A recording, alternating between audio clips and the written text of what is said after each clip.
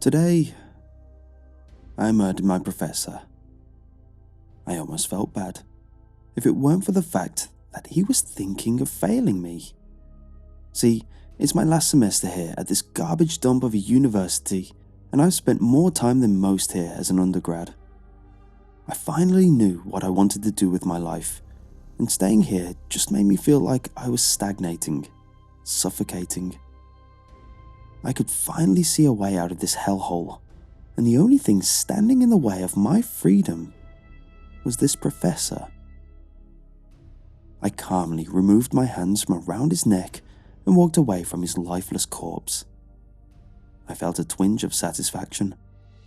This professor had been giving the entire class a hard time all semester, what with his stupid exams and demanding assignments. It was all getting to be a bit much. He was getting to be a little too much. I waited for a few seconds, listening for any footsteps or voices that would indicate that someone was outside his office door. Not a sound could be heard from where I was standing. But who am I kidding? Who would even be in this part of the building at this time?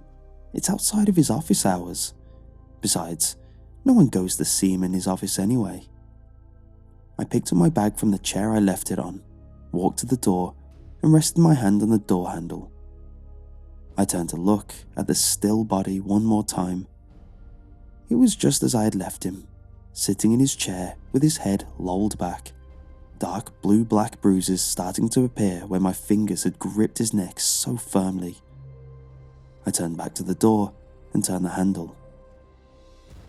I cracked it open just enough to allow my body to slip out, but not enough to allow for anyone to see inside of the office, if there was anyone outside. But there was no one outside. Just in case there was anyone hidden in the hall, I said, "Thank you, Professor, have a nice weekend," and closed the door behind me. I walked back to my dorm, skipping my next class because I felt like it. I stopped by the campus store so I could buy a soda and a bag of chips and continued on my way. When I got to my room, I sat down on my bed and checked my phone to see if I had gotten any messages. Nope, no messages. That was to be expected. I sighed and laid down. I thought about my other classes and thanked God that I was doing well in those. Killing one professor was exhausting enough. I need to work out more often. I woke up in the middle of the night. Not because of anything in particular, I just woke up. I laid there in the dark for a few minutes, staring at the ceiling, seeing if I would fall back asleep.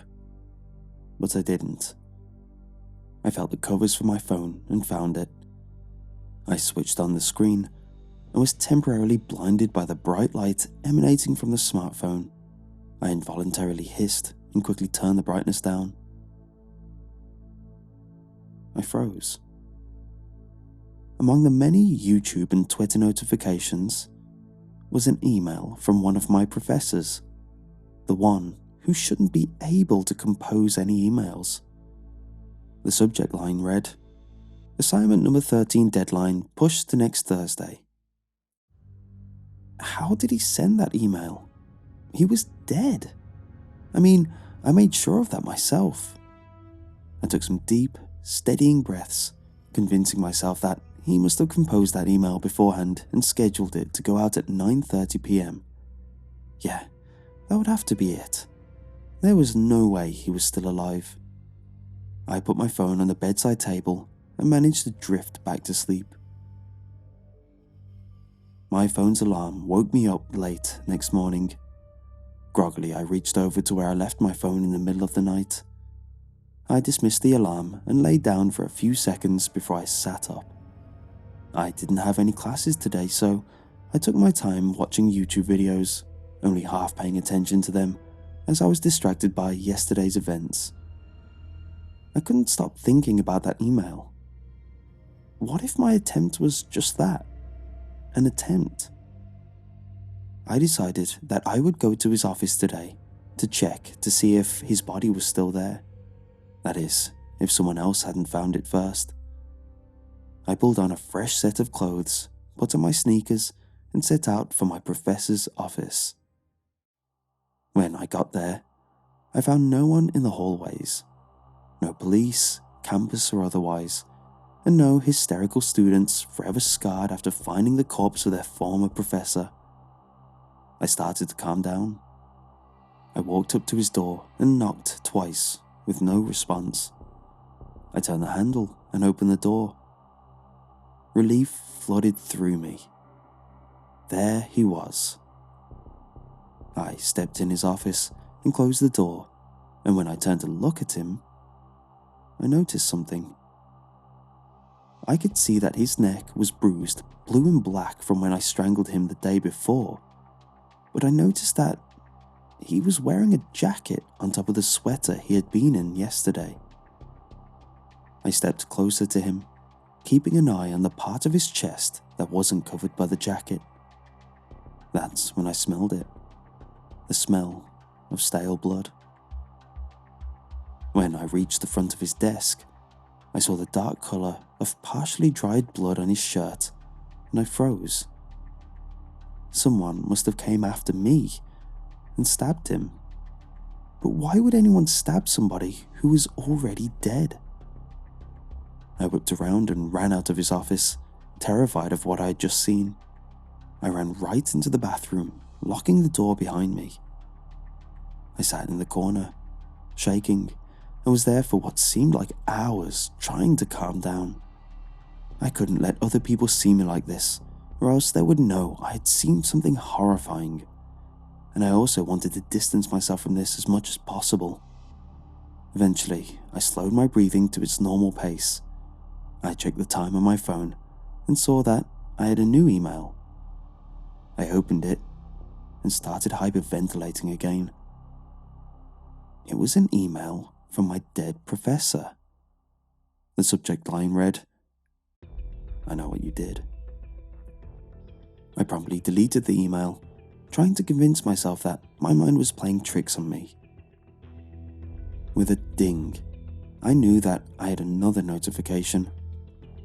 I turned on the screen and saw that it was yet another email from that professor.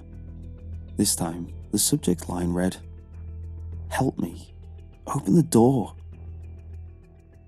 The second I finished reading it, I could hear a faint scratching at the door. I was paralyzed.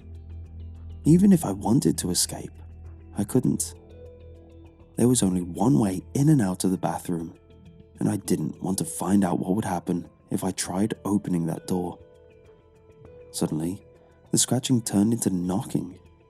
Slow at first, but soon turned frantic. Tears of terror started flowing down my face as I struggled to not make a sound. I got another notification on my phone, and without checking, I knew it was another message from my deceased professor. I was too terrified to check it, so I turned it off, stayed in the corner of the bathroom, on the floor, curled up in a ball on my side, still crying. The knocking was faster now. I started to hear whispers on the other side of the door, but the voice was too low for me to hear from where I was, and I sure as hell wasn't going to move any closer to that door, even if I could manage to move. The knocking stopped, and I gasped and covered my mouth. I could hear the whispering now. Whoever or whatever was on the other side of that door was saying, "Let me in," over and over in a raspy voice.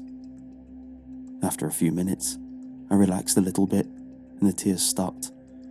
I mean, if this thing really could hurt me, it would have broken down the door and done it already.